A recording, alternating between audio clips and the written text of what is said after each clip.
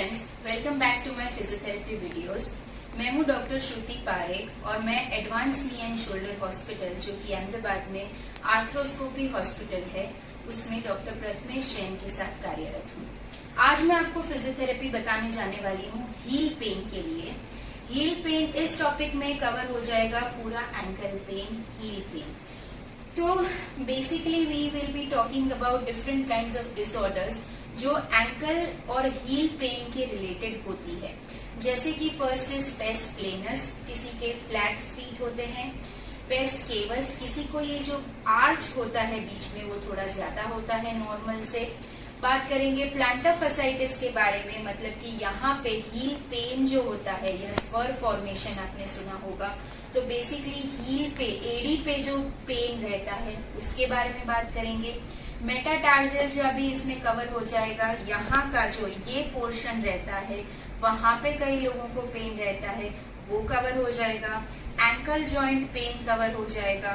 To pen cover हो जाएगा। To pen कभी कभी यूरिक एसिड बढ़ जाने की वजह से, गाउट जिसको बोलते हैं, उसमें टोज में ज्यादा पेन होता है तो ये कवर हो जाएगा।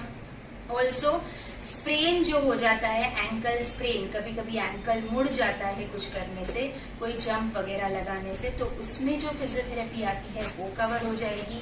एंड द लिगामेंट स्प्रेन्स, जो अंदर के एंकल के छोटे छोटे लिगामेंट्स होते हैं, जैसे कि टैलोफिब्युलर लिगामेंट एग्जाम्पल, तो वो उनके जब स्प्रेन्स या टेयर्स होते हैं तो उनकी उसके लिए जो फिजियोथेरेपी आती है एंड अदर ट्रीटमेंट्स, वो भी इस वीडियो में कवर हो जाएगी।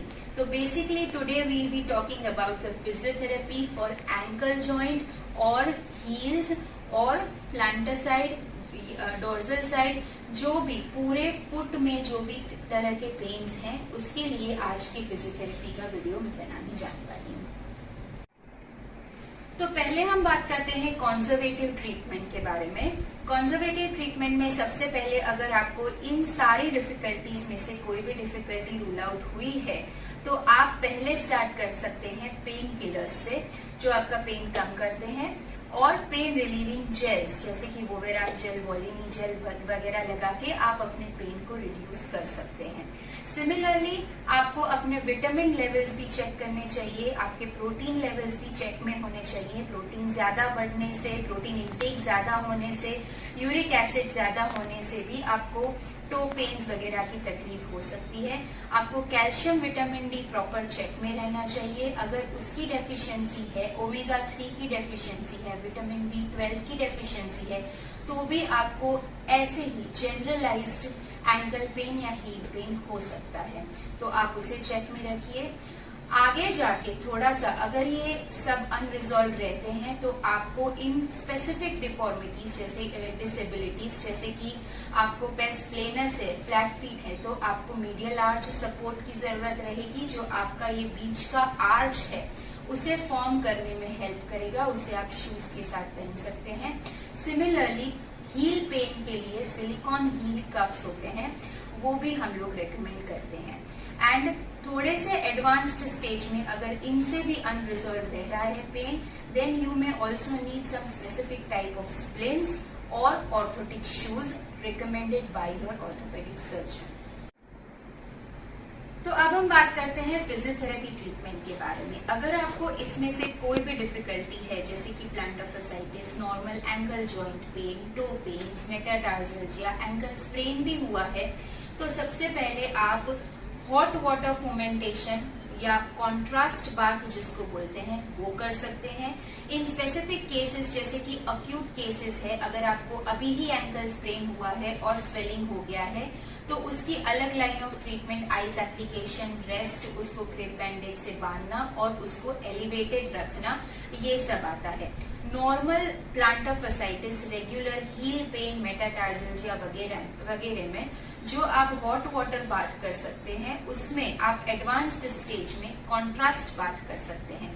कॉन्ट्रास्ट बाथ मतलब 2 बकेट्स आपको भरने हैं, 1 with hot water, hot as much as you can bear, आप जितना बेयर कर सकें उतना hot, and other one will be cold water that must be about ice water. आपको उसमें आइस भर के आप जितना ठंडा सहन कर सकें उतना आपको बकेट में भरना है. Start with hot water and and with hot water. पूरा ट्रीटमेंट रहेगा 15 मिनट का. पहले हॉट वाटर में आप अपने पैर भिगो सकते हैं अंदर रख के.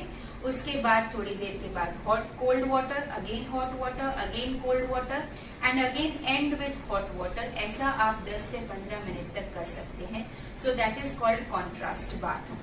नॉर्मली आप हॉट वाटर भी यूज कर सकते हैं थोड़ा सा नमक डाल के. So that is about the contrast bath. Again all this if doesn't help तो आप एक अच्छे रजिस्टर्ड फिजियोथेरेपिस्ट के पास जाके टेपिंग कर सकते हैं. काइनेजियोलॉजिकल टेपिंग आता है जो आपको रिलीफ दे सकता है एंकल पेन के लिए, हील पेन के लिए. Again you can also go for electrotherapy modalities like ultrasound and also you can go for some fascial massage. Fascia जो होती है, प्लांटर फेशिया, उसको रिलीज करने के लिए फेशियल मसाज जो है वो फिजियोथेरेपिस्ट देते हैं. अब मैं आपको बताने जा रही हूँ कि आप एक्सरसाइजेस क्या कर सकते हैं फिजियोथेरेपी में for ankle pain and heel pain. सीधा लेट के आप अपने पंजे को ऊपर की तरफ और नीचे की तरफ मूव करेंगे. So this is one exercise and other one is आप अपने पंजे को अंदर की तरफ और बाहर की तरफ मूव करेंगे. This is another exercise. So first is this and second is this. Also you can move your toes like this. Okay. Similarly आप standing में toe raises and heel raises वाली एक्सरसाइज परफॉर्म कर सकते हैं. अपने पंजों पे, अपने टोज पे खड़े होना है और अपनी एडी पे खड़े होना है. ये स्ट्रेचिंग एक्सरसाइजेस आप कर सकते हैं फॉर एंकल्स. अगेन अंदर की तरफ और बाहर की तरफ. अंदर की लाइन पे और एंकल की, फुट की बाहर की लाइन पे आप इस तरह से ये एक्सरसाइजेस परफॉर्म कर सकते हैं.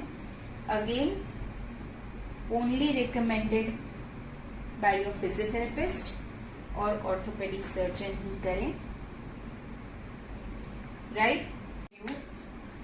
जो प्लांटर फेशिया स्ट्रेचिंग के लिए इंपॉर्टेंट है इज आप इस तरह से नैपकिन रख के अपने टोज से नैपकिन को कर्ल कर सकते हैं. टावल कर्लिंग एक्सरसाइजेस बोलते हैं इसे. With the help of your toes आपको नैपकिन रोल करना है एंड अनकर्ल करना है. Specially this exercise is helpful for toe pain, metatarsalgia and heel pain, for plantar fasciitis, etc.